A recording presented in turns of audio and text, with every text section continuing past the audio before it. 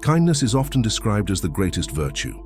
A gentle smile, a helping hand, or a kind word can heal wounds we cannot see. But today, I want to share with you a truth that is rarely spoken about. Your kindness, if not understood and managed, could become your greatest threat. And I say this not to alarm you, but to awaken you. Let me tell you a story, one that transformed my understanding of kindness forever. Years ago, before I took on this robe and this path, I lived as a simple villager. Among us there was a woman named Anaya. She was known for her boundless compassion. If someone needed food, she would give hers away. If a traveler required shelter, she would offer her home. Her kindness was unmatched, and yet Anaya's life was filled with pain. Why? Because she allowed her kindness to be a tool for others to exploit. One day, a man who had taken much from her returned, demanding more. She had nothing left to give, but he berated her, accusing her of cruelty. And as I watched, I realized kindness without boundaries is not kindness. It is self-destruction. You see, true kindness begins with clarity and self-awareness.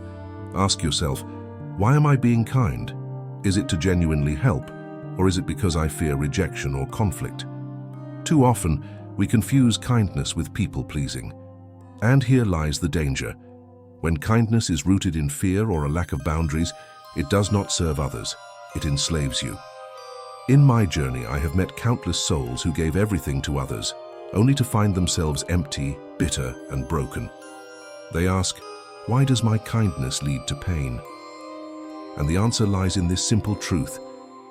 Kindness must flow from strength, not weakness. Imagine a river. Its waters are life-giving, nourishing the land and people. But if the river has no banks, its waters spill everywhere, creating chaos and destruction. Your kindness is like that river.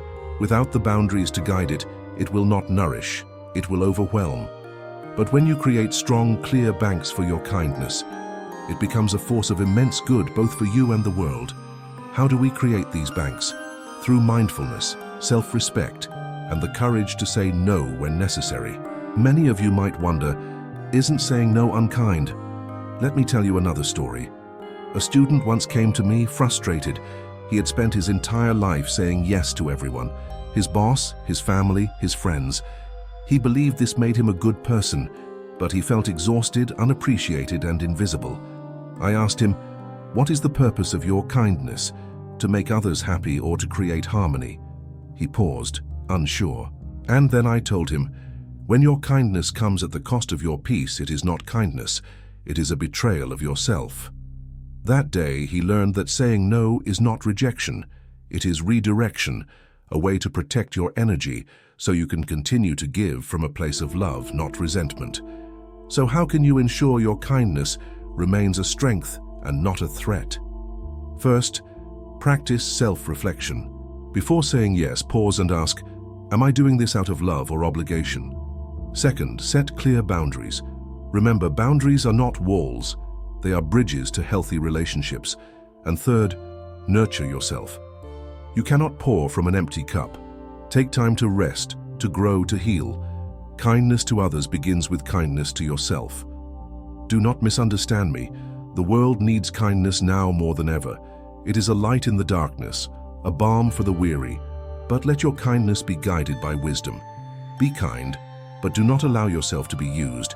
Give freely, but not at the cost of your soul. For when kindness is balanced with strength, it becomes unstoppable. Closing scene. The monk stands, surrounded by the golden light of the setting sun.